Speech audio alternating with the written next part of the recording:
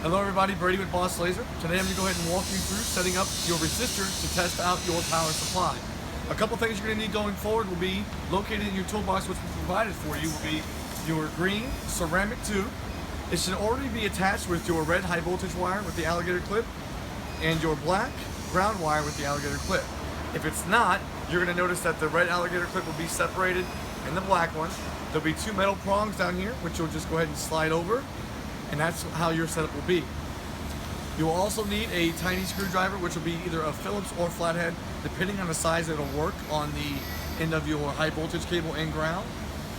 Also located in your toolbox will be a single green 6-pin connector with a loop in it. Okay? So, first thing you're going to want to do is make sure you're completely powered down on your machine. Unplug, just keep it down. You're going to want to find and locate your laser power supply.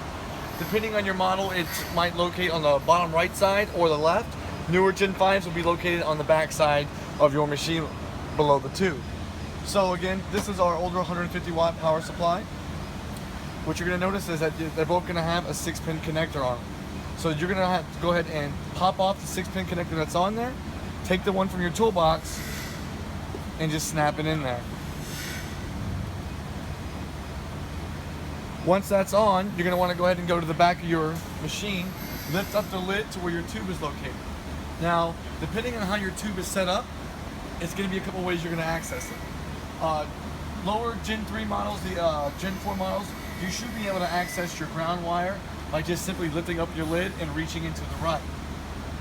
The high voltage wire over here can be a little bit tricky depending on the size of your tube.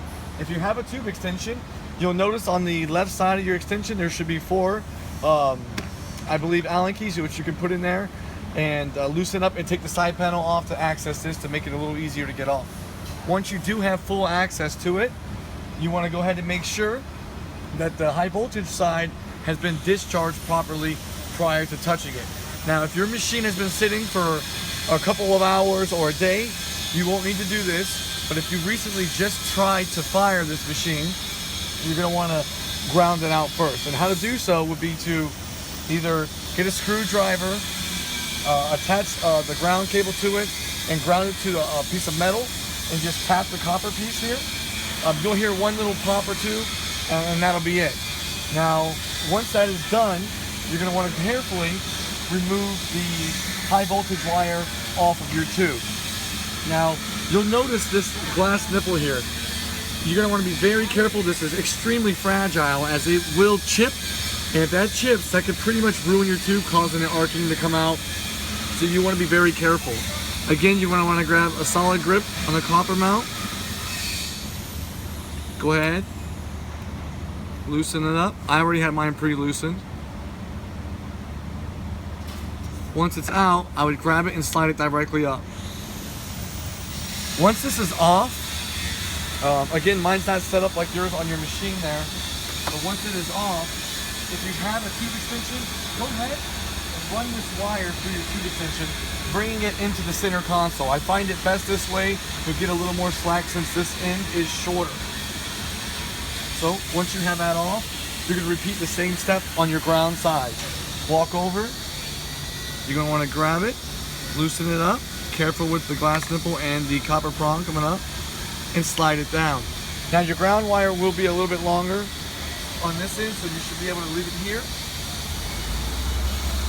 and it'll reach. I recommend using your silicone sleeve that you had over your tube.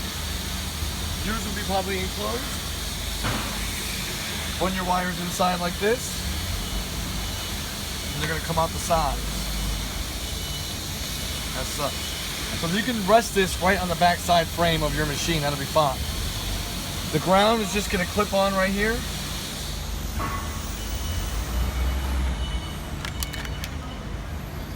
Right here. Like this. You can rest it over there. You're going to take your high voltage side here and do the exact same thing.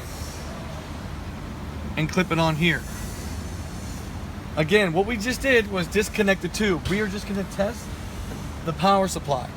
So what we're looking for here is on your milliamp reader, you're going to want to test the power supply by pulsing your machine. How you pulse it right from here is going to be on your power supply. If you have a newer Gen 5 power supply, it's going to be located right here. You'll see test. It'll be this red button. On the older power supplies, you'll see it right here, the red button. So once you're back, have a partner stand in front of your machine. Look at the milliamp reader. You're going to want to press the red button on that. Your milliamp should pretty much jump through the roof on that. If you're noticing it's struggling going up, that's going to let you know that your power supply is more likely bad, and we'll going to have to replace it. Now, if you notice that your power supply is good to go, and before that you weren't getting proper milliamps, then we're going to pretty much rule out that it's a power supply and look more at the tube and how we can replace that tube. Again, if you need any other questions, go ahead and contact Boss Laser Technical Support or email us at technical support@bosslaser.com. Thank you and have a great day.